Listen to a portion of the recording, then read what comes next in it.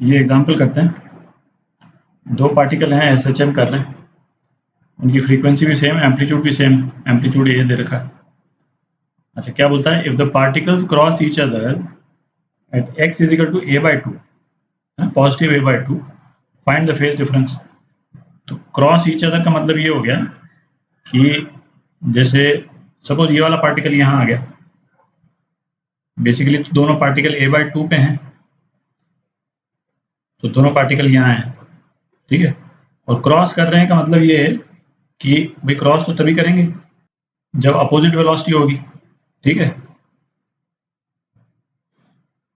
ये पार्टिकल यहाँ जा रहा है और ये पार्टिकल यहाँ जा रहा है, ठीक है। भाई सेम डायरेक्शन में तो मिल ही नहीं सकते क्योंकि उनकी फ्रीक्वेंसी तो सेम ही है ना। कोई भी पार्टिकल दूसरे को ओवरटेक तो कर ही नहीं सकता, तो इसी तरह से मिल सकते हैं, अपोजिट डायरेक्शन में वेलोसिटी होगी, ठीक है। तो फेज डिफरेंस पूछा है, पार्टिकल्स के मोशन को सर्कुलर मोशन के रूप में डिपिक्ट करते हैं अपन, है ना। दोनों पार्टिकल a/2 पे क्रॉस कर रहे हैं, मतलब इस वाले पॉइंट पे क्रॉस कर रहे हैं, ठीक है। ये जो है ये a/2 है, ठीक है। अब क्रॉस करने का मतलब भाई एक पार्टिकल तो इधर हो गया, जैसे अपन इस डायरेक्शन में बना रहे, भाई ये वाला पार्टिकल इक्विलिब्रियम की तरफ जा सकता है, जा रहा है, और ये वाला येलो वाला जो है अवे फ्रॉम इक्विलिब्रियम जा रहा है, तो ये वाला पार्टिकल जो है वो यहाँ आ जाएगा, ठीक है। और दोनों के दोनों a/2 पे हैं, उल्टा भी ले सकते थे अपन, उससे भी फर्क नहीं पड़ता, ठीक है। मतलब इस तरह से भी क्रॉस हो सकता था कि भाई येलो इधर जा रहा है और रेड इधर जा रहा है, लेकिन फर्क नहीं पड़ता। तो ये एंगल निकाल लेते हैं, ये एंगल तो अपन एक दो बार पहले भी निकाल चुके हैं। ये एंगल कितना हो जाएगा, थीटा, है कि नहीं। Cos theta, a cos theta कितना हो जाएगा, ये a है, a कॉस थीटा a/2 के बराबर, तो थीटा कितना आ गया, π/3। तो ये थीटा है, और जो ये वाला एंगल है इसको ग्रीन में बना देते हैं, ये एंगल, ये भी थीटा ही है, ठीक है। और इन दोनों के बीच में फेज डिफरेंस कितना हो गया, 2 थीटा, ठीक है।